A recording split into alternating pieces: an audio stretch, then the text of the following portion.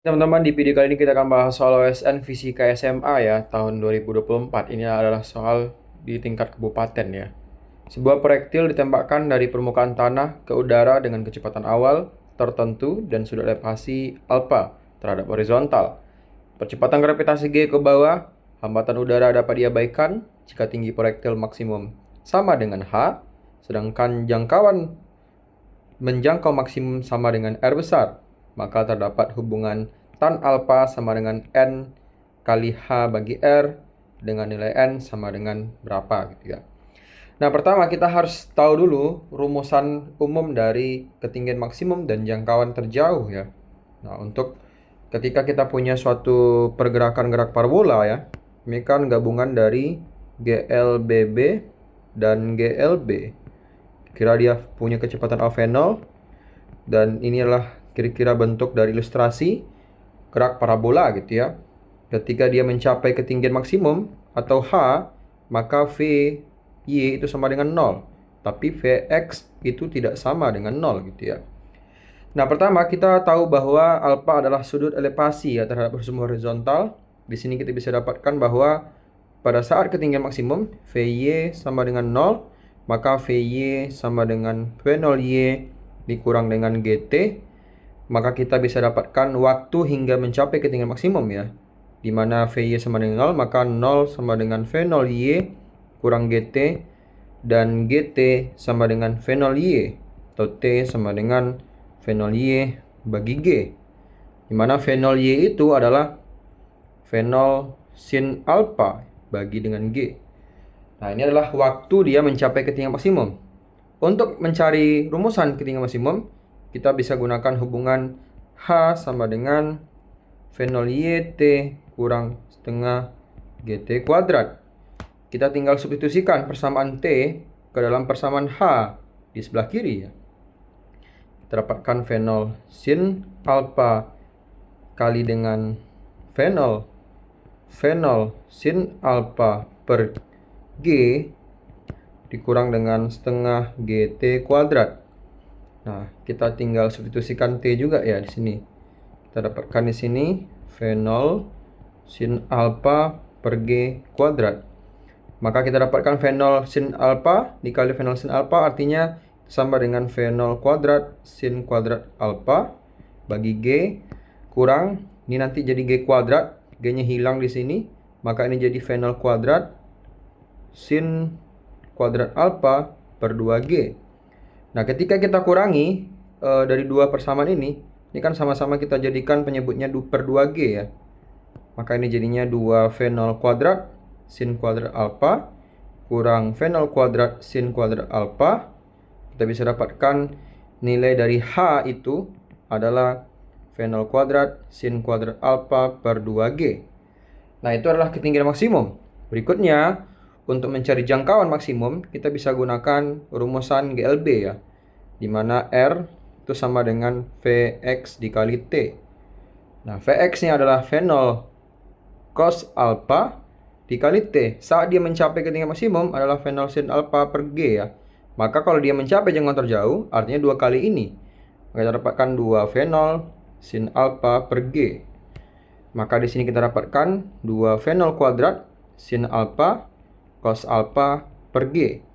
Nah, 2 sin alpha cos alpha itu bisa kita ganti dengan V0 kuadrat sin 2 alpha per G ya. Itu adalah nilai dari R. Maka tinggal kita bandingkan nih nilai H bagi R ya. Kita bisa tuliskan di sini H bagi R ya. Itu V0 kita bisa hilangkan ya. Nantinya V0 habis, sin habis ya, tinggal cos. Maka itu sama dengan 1/4 tan alpha ya. Maka untuk tan alpha ya, tan alpha itu sama dengan 4H per R. Sehingga kalau kita hubungkan dengan tan alpha sama dengan N kali H per R, maka kita dapatkan N itu sama dengan 4. Itu adalah soal pertama. Oke, kita lanjut ke soal berikutnya. Sebuah balok bermassa 2 kg yang awalnya diam ditarik oleh gaya F sebesar 12 Newton dan membentuk sudut theta hingga bergerak seperti pada gambar nomor 2. Gambar seperti ini. Jika diketahui lantai kasar dengan koefisien gesekan kinetis 0,2, maka kotangen theta agar balok mencapai energi kinetik maksimum setelah bergerak sejauh 3 meter adalah. Pertama kita bisa gambarkan diagram gaya bebas dulu ya. Dia punya massa, maka dia punya gaya berat. Di sini W besarnya adalah mg. Terus ada gaya sentuh di sini, gaya N normal ya. Terus di sini kita bisa proyeksikan untuk F. Di sini ada F cos theta. Terus di sini nanti ada F sin theta. Kecenderungannya bergerak ke sumbu X positif, maka gaya geseknya melawan arah geraknya ya. Maka kira-kira F gasnya di sini. Pertama kita bisa cari berapa gaya normalnya untuk mencari gaya gesek ya. Dimana kita bisa dapatkan dengan sigma Fy itu sama dengan 0. Maka kita dapatkan gaya pada sumbu Y itu ada F sin theta, N, dan Mg dengan arah yang berlawanan gitu ya. Kita bisa tuliskan di sini F sin theta ditambah dengan N dikurang dengan Mg itu sama dengan 0. Sehingga di sini kita bisa dapatkan nilai dari N tersebut ya. Kita dapatkan N itu sama dengan Mg dikurang dengan F sin theta. Itu adalah persamaan pertama. Untuk mencari gaya geseknya ya, gaya gesek kinetisnya, kita bisa dapatkan hubungan bahwa F gas K gitu ya sama dengan mu kali N. Nah, otomatis N kita sudah peroleh dari persamaan pertama, maka F gas K-nya adalah tinggal dikali mu N ya, dengan N adalah persamaan ini. Makanya kalau kita sudah dapat gaya geseknya, kita bisa gunakan teorema usaha ya, dimana teorema usaha tersebut adalah W itu adalah perubahan energi kinetik. Pada saat awal dia diam, maka energi kinetik awalnya 0 gitu ya. Maka kita bisa dapatkan di sini usahanya itu dalam hal ini adalah F cos theta dan juga ada F gas ya.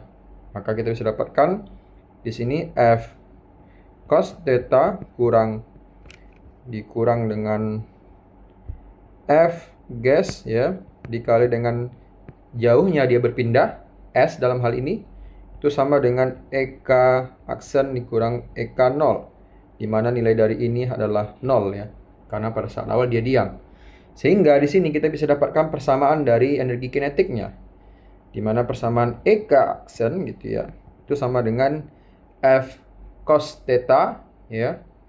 Dalam hal ini F cos theta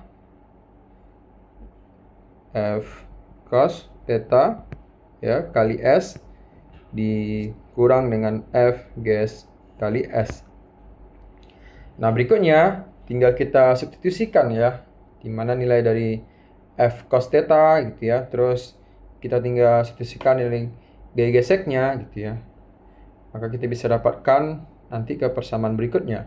Substitusikan nilai dari F gasnya, maka kita bisa dapatkan di sini F cos theta kali S dikurang dengan Mg ditambah dengan F sin theta ya, dikali dengan S ya, Mgs F sin theta S.